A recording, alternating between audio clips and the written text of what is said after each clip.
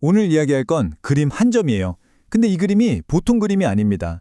이 안에는요, 한 남자가 꾼 꿈이 있고 또 그 꿈을 둘러싸고 당대 최고의 지성들이 벌였던 아주 치열한 해석 싸움이 있고요. 그리고 결국 피로 끝나버린 한 시대의 비극까지 이 모든 게 다 담겨 있거든요. 자, 오늘 우리 함께 먹과 종이에 봉인된 그 꿈 속으로 한번 들어가 보시죠. 모든 건 바로 이 한마디에서 시작됐어요. 1447년 조선의 왕자였던 안평대군이 자신의 꿈을 마치 눈앞에 펼쳐진 현실처럼 증언한 거죠. 그러니까 이건 그냥 상상 속 풍경, 이런 게 아니었던 거예요. 한 사람의 머릿속에서 막 빠져나온 뭐랄까 아직 온기조차 채 가시지 않은 정말 생생한 꿈의 기록이었던 거죠. 자, 그럼 첫 번째 이야기부터 시작해 볼까요? 아니, 어떻게 한 사람의 꿈이 시대를 뛰어넘는 위대한 예술이 될 수 있었을까요? 그 중심에는요, 예술을 정말 사랑했던 한 왕자, 바로 안평대군이 있었습니다. 네, 이 작품이 바로 오늘의 주인공 몽유도원도입니다. 이름이 좀 어렵나요? 몽유도원도. 글자 그대로 풀면 꿈에서 복숭아꽃 만발한 낙원을 거닐었던 그림, 이런 뜻이에요. 그러니까 전설 속에나 나오는 그 이상향, 도원을 꿈에서 본 다음에 그걸 그대로 화폭에 옮겨낸 거죠. 근데 진짜 놀라운 게 뭔지 아세요? 바로 이 걸작이 탄생하기까지 걸린 시간이에요. 안평대군은 그냥 자기가 꾼 꿈 이야기를 쭉 들려줬을 뿐이거든요. 그런데 화가 안견이 와, 단 사흘 만에 그 꿈속 풍경을 완벽하게 그려낸 거예요. 얼마나 똑같았으면 안평대군이 직접 내가 꿈에서 본 거랑 완전 똑같다 라면서 극찬을 했다고 하죠. 자, 두 번째 이야기로 넘어가 볼게요. 그림이 막 완성된 어느 초여름 밤이에요. 상상해 보세요.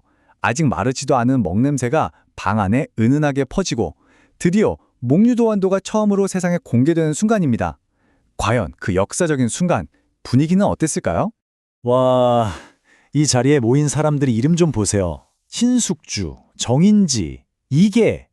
정말 이름만 들어도 할 만한, 그야말로 조선의 지성과 권력을 대표하는 인물들이 총출동한 겁니다.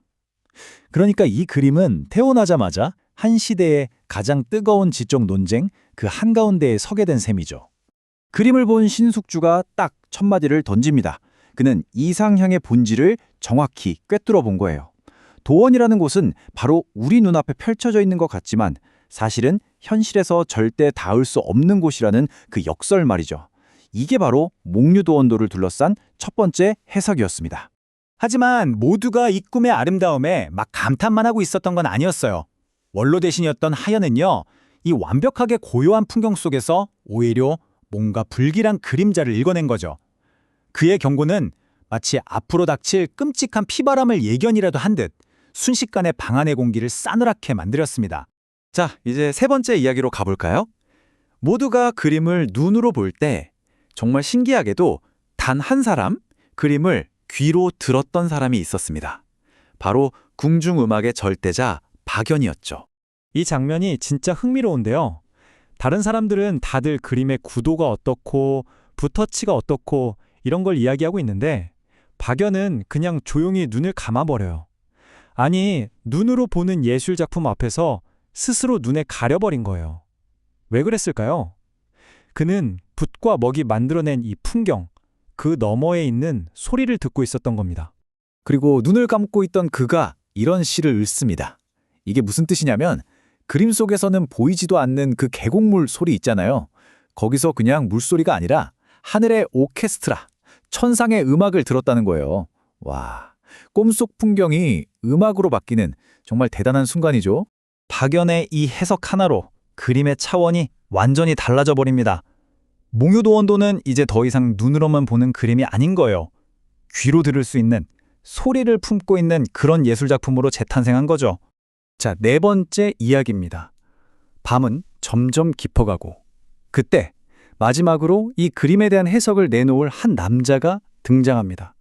그런데 이 사람의 시선이 이 꿈의 의미를 또 한 번 완전히 뒤바꿔 놓게 돼요. 이 사람이 바로 박팽년인데요. 왜 이 사람이 중요할까요? 그는 그냥 그림 구경하러 온 사람이 아니었어요. 안평대군의 꿈에 대한 글을 남겼는데 거기에 꿈속에서 박팽년이랑 같이 산골짜기를 거닐었다라고 써놨거든요. 바로 그 꿈속의 동행자였던 겁니다. 꿈의 일부였던 사람이 이제 그 꿈을 해석하러 온 거죠. 정말 드라마 같지 않나요? 그런데 이 꿈속의 동행자는 모두가 감탄했던 그 풍경에서 완전히 다른 소리를 듣습니다. 아까 박연은 천생의 음악을 들었다고 했잖아요?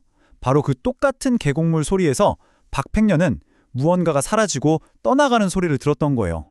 네, 이게 바로 박팽년의 해석입니다. 산 뒤로 흘러가서 다시는 보이지 않는 저 물길. 그는 거기서 영원한 상실, 그리고 돌이킬 수 없는 이별을 직감했던 겁니다. 이 한마디에 방 안의 분위기가 확 바뀝니다. 모두의 감탄은 슬픔으로, 환희는 상실의 예감으로 그렇게 변해버리는 순간이었죠. 자, 이제 마지막 이야기입니다. 그날 밤에 나왔던 그 여러 가지 해석들 있잖아요. 이게 그냥 그림 좋네 하는 감상평으로 끝나지 않았습니다. 이제 그림 밖의 현실로 나와서 이 아름다운 꿈이 얼마나 잔혹한 역사와 비극적으로 엮이게 되는지 한번 살펴보겠습니다.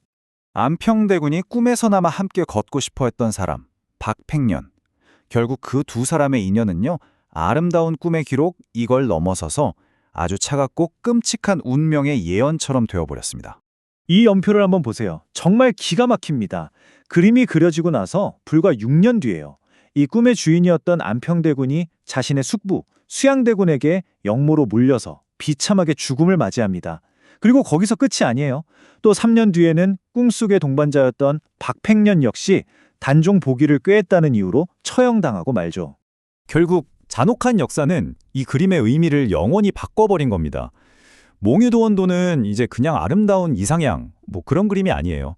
한 시대의 천재들이 그토록 꿈꿨지만 끝내 닿지 못했던 세상, 또 그들이 지키려고 하다가 잃어버렸던 그 모든 것, 그것들을 상징하는 아주 아픈 그림이 된 거죠. 그래서 이 그림은 오늘날 우리에게 이런 질문을 던지는 것 같아요. 하나의 예술, 하나의 꿈은 과연 누구의 것일까요? 처음 그 꿈을 꾸고 그림을 만들었던 사람의 것일까요? 아니면 아주 오랜 세월이 흐른 뒤에 그 안에 담긴 슬픈 역사와 비극을 읽어내는 바로 지금의 우리들의 것일까요? 아마 그 답은 이 그림을 마주하는 우리 각자의 마음에 달려있지 않을까 싶습니다.